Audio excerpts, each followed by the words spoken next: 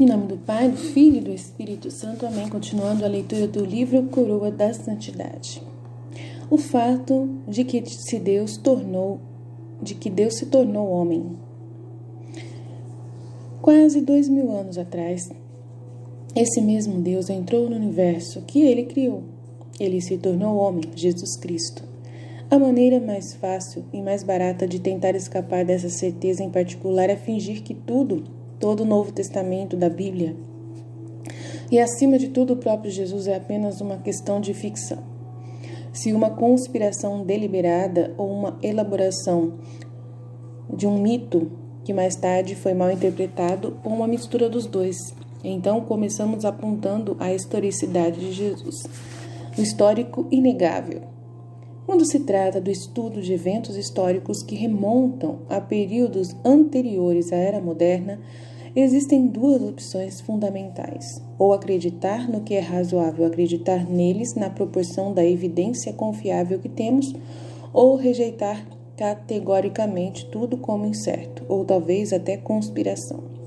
Aqueles que escolherem este último também podem se interessar pela teoria da Terra plana. De fato, se alguém acredita em alguma coisa sobre a história, deve pelo menos acreditar que o Novo Testamento diz o que é conhecido por dizer. Se o que diz é verdadeiro, ou seja, se narra os eventos que realmente aconteceram, é uma questão que discutiremos a seguir. Mas nem mesmo um tolo poderia negar que é um documento histórico real e que conhecemos seu conteúdo, pois esses conteúdos são verificados por mais manuscritos, dezenas de milhares do que qualquer outro documento na história antiga, e além disso foram examinados com mais rigor do que qualquer documento em qualquer época da história, resultando em uma consistência surpreendente. Certamente, a maioria desses manuscritos foi feita vários séculos depois de Cristo, mas mesmo os primeiros manuscritos conseguiram facilmente demonstrar a validade e concordância desse conteúdo. Agora, o que a conspiração selvagem, teoria disfarçada de bolsa histórica, pode se fugir? Para que espécie de obstinação disfarçada de dúvida razoável pode se recorrer? Deve-se fugir para o chamado miticismo, que sustenta que Jesus é um mito inventado pelos autores do Novo Testamento. Até o professor Bart Ehrman, um estudioso de renome mundial, é agnóstico e cético, que em suas próprias palavras que não é cristão e não tem interesse em promover a causa cristã, e que passou a maior parte de sua carreira profissional atacando as visões cristãs tradicionais e é amado pelos chamados nones, aqueles que não se identificam com religião nenhuma em particular. No entanto, tem a honestidade de escrever sobre a visão miticista. Nenhuma desta literatura mitológica é escrita por estudiosos. Nas escrituras ou no cristianismo primitivo que ensinam em escolça, dedicadas à mesma, dos milhares desses estudiosos qualificados, nenhum eles que eu saiba, tem alguma dúvida de que Jesus existia.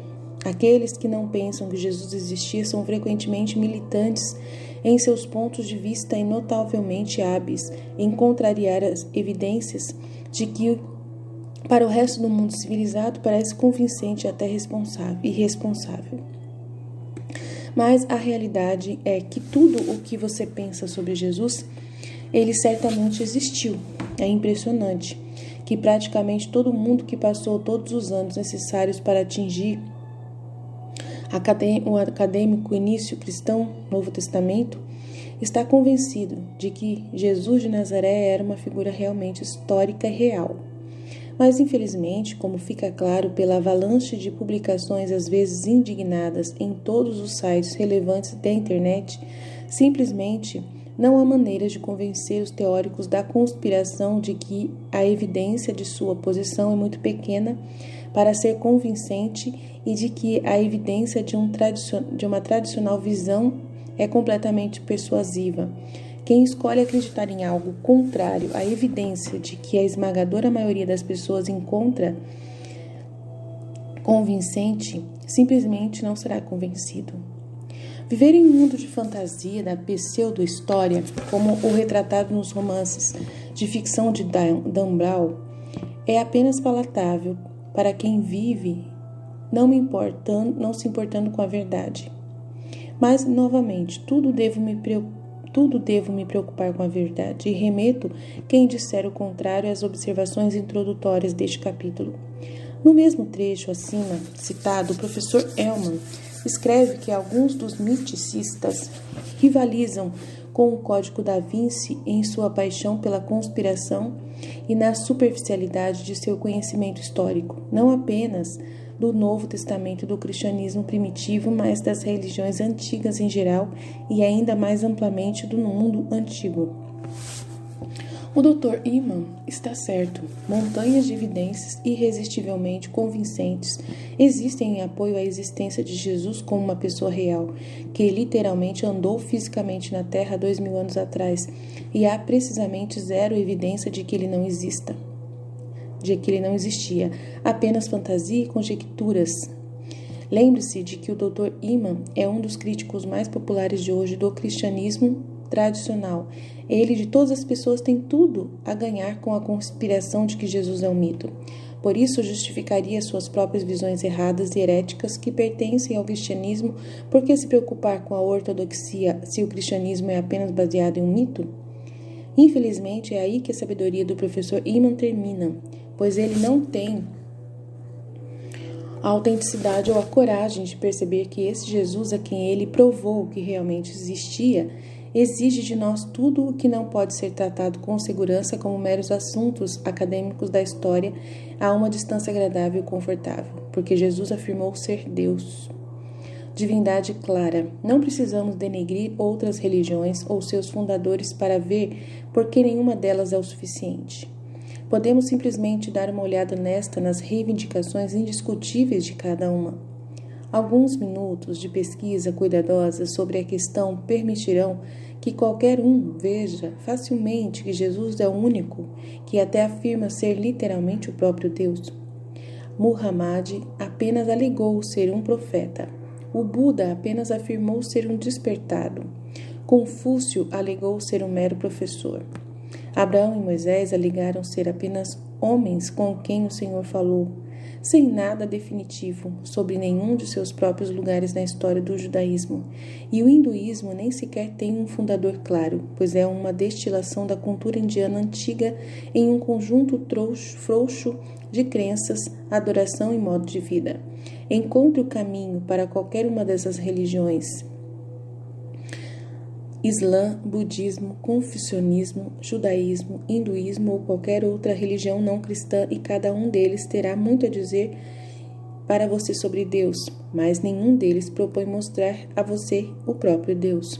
Apenas uma religião faz isso: o cristianismo. As palavras diretamente de Jesus estão em negrito. Lucas 22:70. E todos disseram: Você é o Filho de Deus? E ele lhes disse: Sim, eu sou. João 14:6. Eu sou o caminho, a verdade e a vida. Ninguém vai ao Pai exceto por mim. João 14:9. Quem me viu, viu o Pai.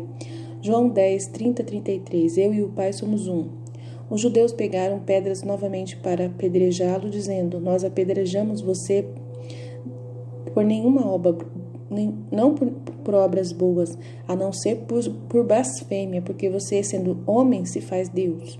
Mateus 3,17. E eis que uma voz dos céus dizia: Este é o meu filho muito amado, em quem me comprazo. Colossenses 2,9. Porque em Cristo toda a plenitude da divindade vive em forma corporal. Dezenas são centenas, mas versículos das Escrituras poderiam ser facilmente apelados para demonstrar, sem sombra de dúvida, que Jesus reivindicou a divindade.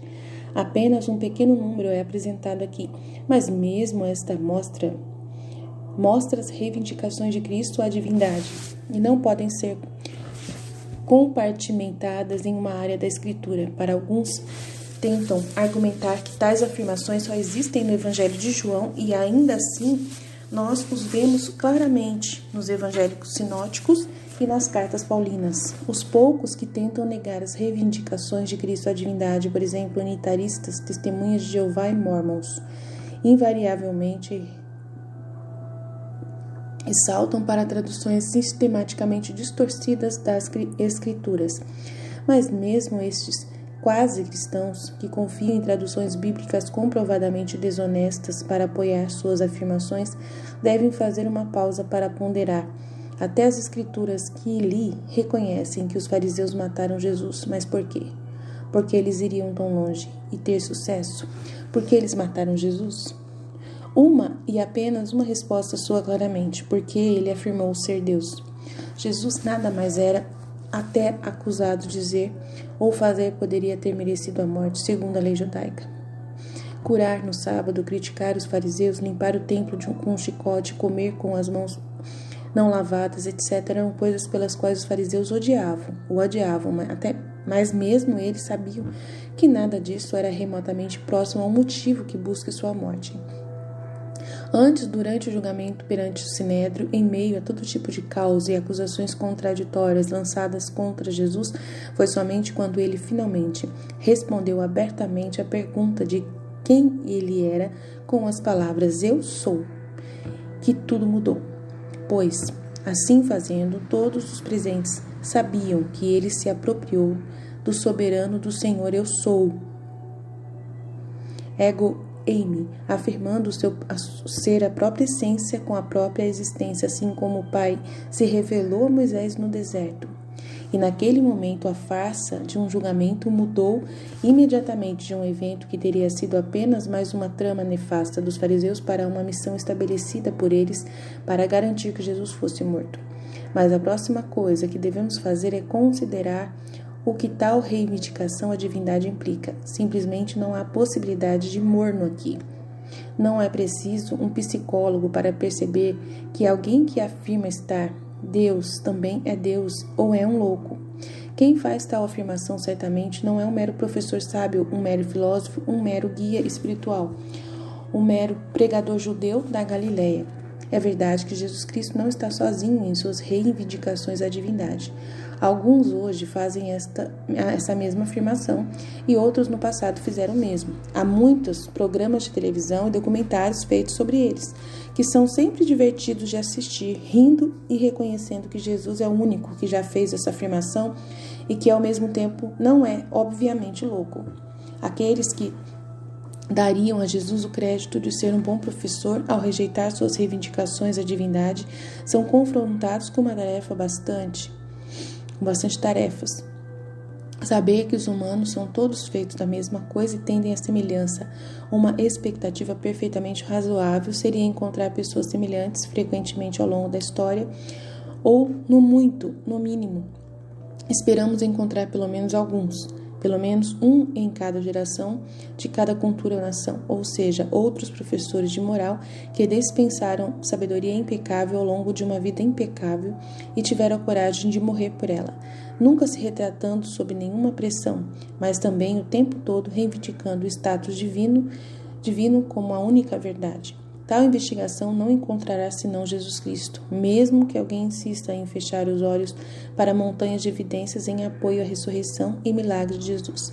Ele ainda está confrontado com a questão de por que Jesus é tão incomensuravelmente diferente de qualquer outro que já andou na terra, mesmo com relação aos fatos que os próprios céticos não conseguem duvidar. Portanto, qualquer pessoa que se esforça para evitar o dever de se tornar cristão, preocupando-se, não posso simplesmente me curvar diante de todo professor que afirma ser Deus. Eu não teria tempo para fazer mais nada. Está inventando desculpas sem substância, como um avarento rico que nem empresta uma pequena quantia a um parente em extrema necessidade na primeira vez que o familiar pede, por medo dessa generosidade consumindo toda a sua riqueza. Em outras palavras, não há declive escorregadio envolvido na adoração de homens que reivindicam a divindade e parecem em todas as contas confiáveis.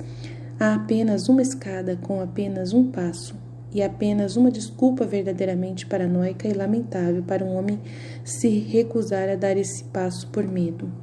Agora, embora o que até agora tenha sido mostrado deve ser suficiente para convencer alguém a se tornar cristão, ainda nem tocamos na razão mais óbvia, pois não estamos lidando puramente com um relato historicamente confiável de um homem que meramente era confiável e meramente reivindicado na divindade. Em vez disso, estamos lidando com um homem que reivindicou e provou através de milagres, acima de tudo sua própria ressurreição. Tantas evidências para a confiabilidade da ressurreição e demonstração de sua solidez foram acumuladas que seria muito longo para tentar resumir aqui. Em vez disso, vou encaminhá-lo para as obras de Dr. Peter Crick, por exemplo, Evidências para a Ressurreição de Cristo, postadas livremente em seu site, e os trabalhos de Lee Strobel, bem como A Ressurreição do Filho de Deus, por Nietzsche Urang, e Jesus realmente ressuscitou dos mortos, por Carl Olson. Além de incentivar esses trabalhos, eu simplesmente exorto você a considerar da maneira mais honesta, completa e lógica possível apenas as verdades que poucos ou nenhum dos acadêmicos qualificados negam. Por enquanto, não há dúvida de que quem olha para os detalhes honestamente também facilmente concluirá que a ressurreição realmente aconteceu de fato. Poucas pessoas terão tempo suficiente para estudar o assunto de maneira abrangente. A natureza da evidência. E ao considerar essas verdades acordadas, também devemos abordar uma afirmação feita pelos céticos a que eles recorrem com tanta frequência que se tornou um verdadeiro reflexo deles. Existe, de fato, evidência extraordinária para a ressurreição de Cristo. Mas mesmo se não houvesse, isso não diria nada. É uma velha mentira cansada e uma falácia que reivindicações extraordinárias exigem evidências extraordinárias. Antes de tudo, isso é uma afirmação extraordinária e tem precisamente não evidência.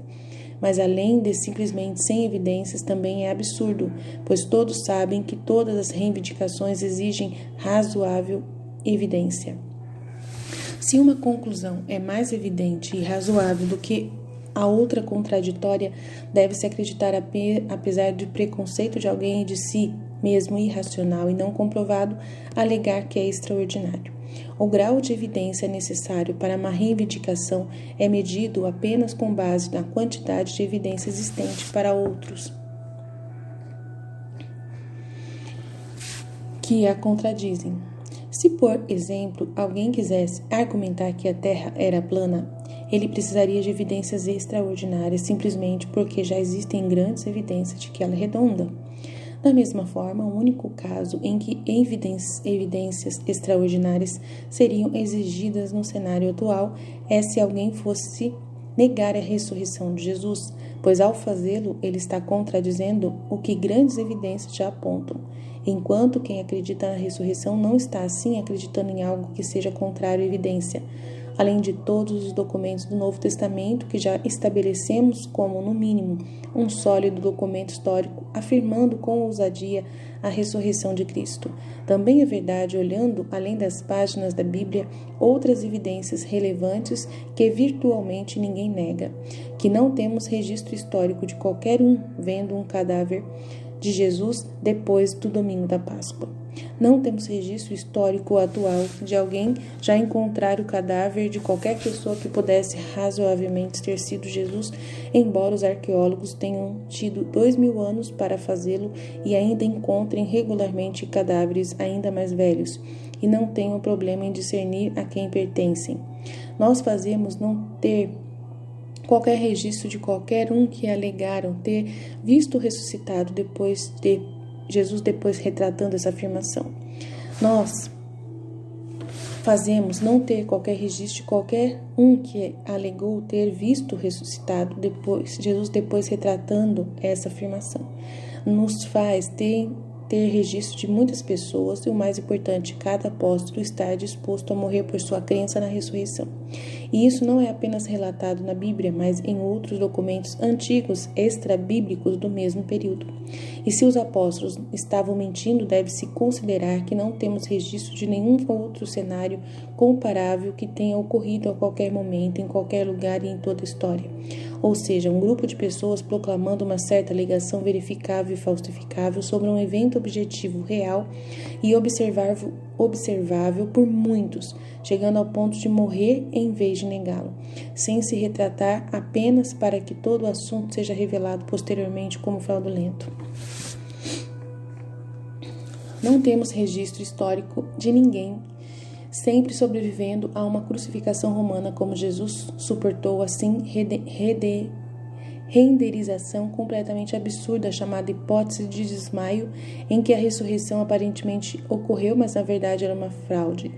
Nós temos não histórico ou registro contemporâneo de qualquer chamada histeria em massa, alucinação coletiva ou ilusão coletiva, onde muitas pessoas acreditam falsamente que precisamente o mesmo objetivo e evento externo ocorreu.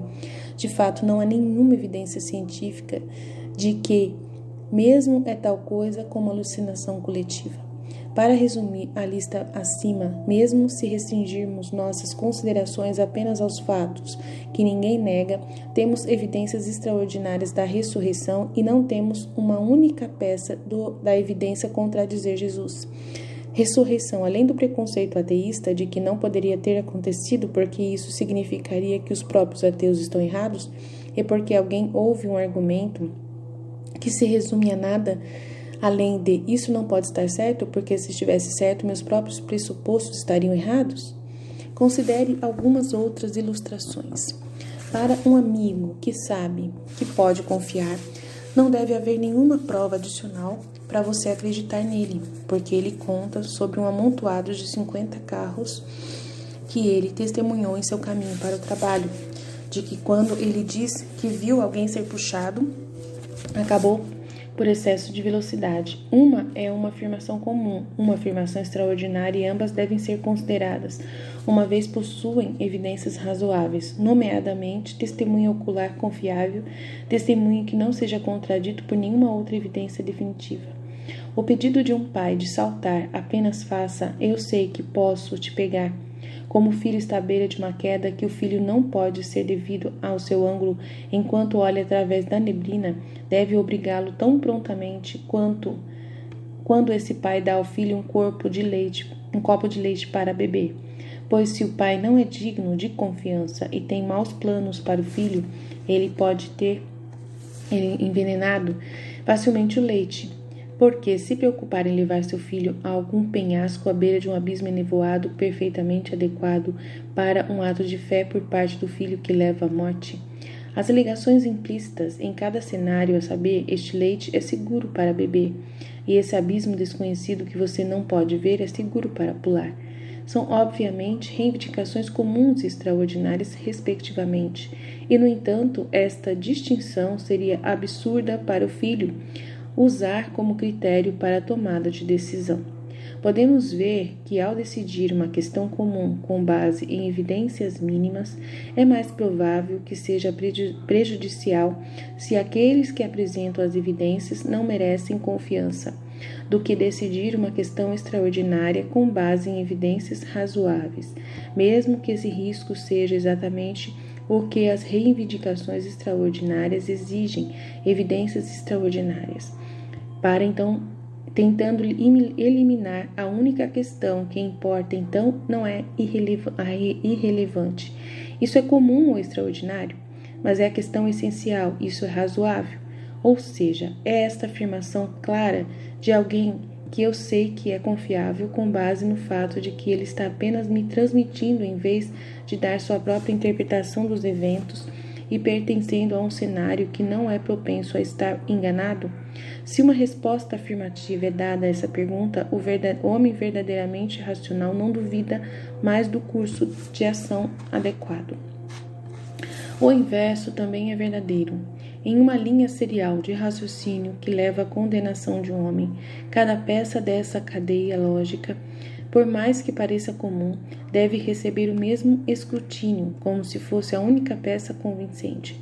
Somente o promotor mais malvado e o júri mais crédulo condenariam um homem por assassinato se todo o argumento que supostamente demonstra sua culpa exigir por sua validade a admissão de alguma alegação comum. Talvez o réu esteja no Walmart às 18 horas na terça-feira de 30 de outubro, que, no entanto, não tem provas, a não ser que ele não estava em seu trabalho na época.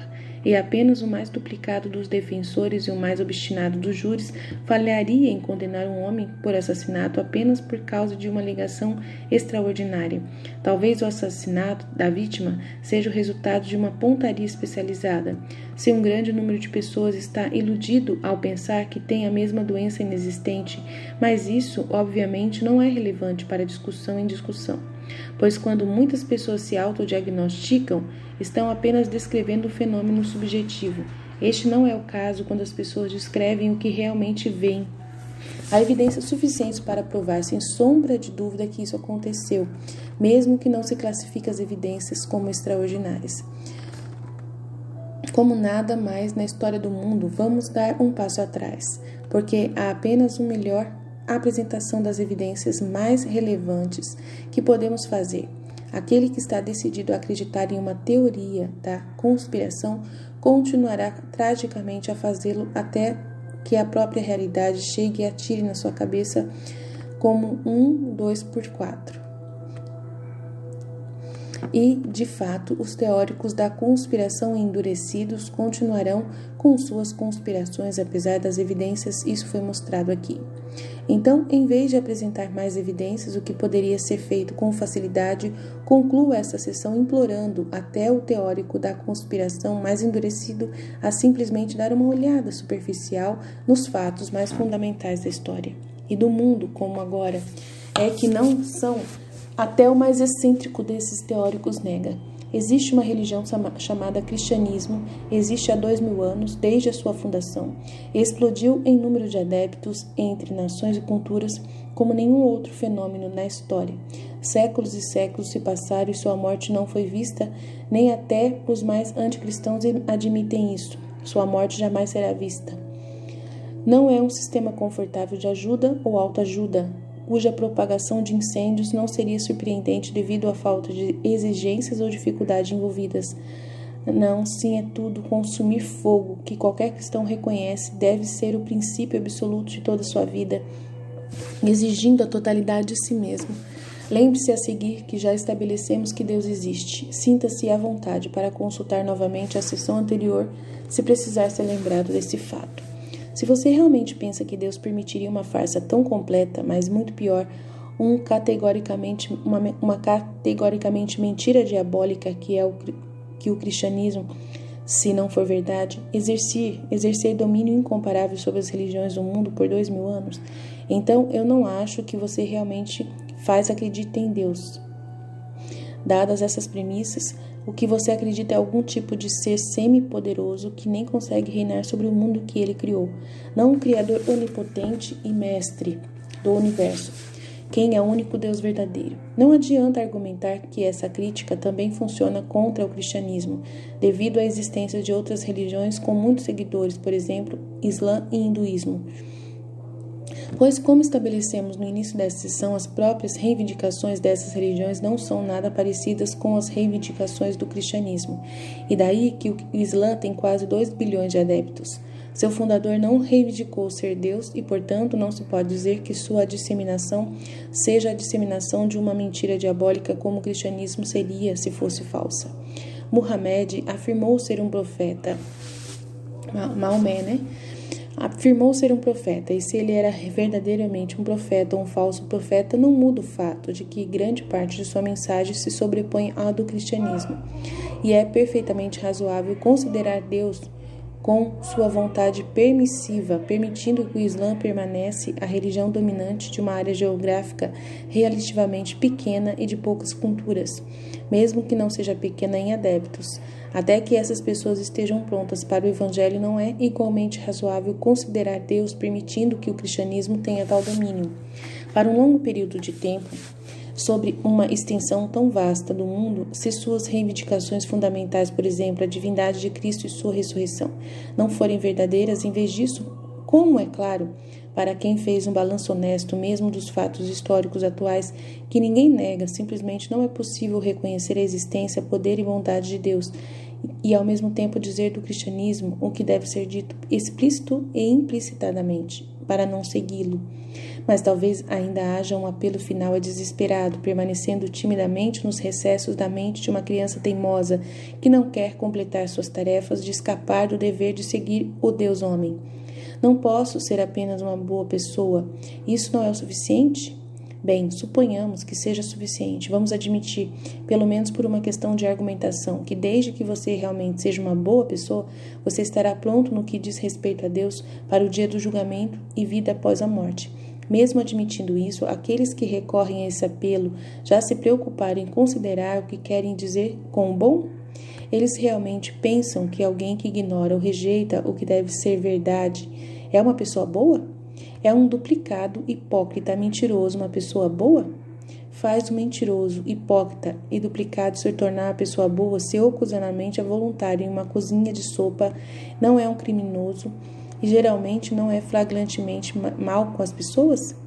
Um homem é um bom cônjuge, simplesmente porque ele paga as contas e não trapaceia, mesmo que ele responda a todos o eu te amo da sua esposa com o seu próprio, mesmo quando ela lhe dá todas as provas desse amor e nunca agiu contra isto? Esse pode ser uma definição popular de bom, mas certamente é patética. A verdade dura e nua agora deve ser declarada claramente. Alguém que chegou a perceber que Jesus é Deus, e se você leu até aqui, certamente deveria ter chegado a essa conclusão, e se recusa a reconhecê-lo como tal, ambos em palavras e na escritura, não é uma boa pessoa. Então agora a gente vai ficar para o próximo, que é o fato desse homem ter fundado a Igreja Católica.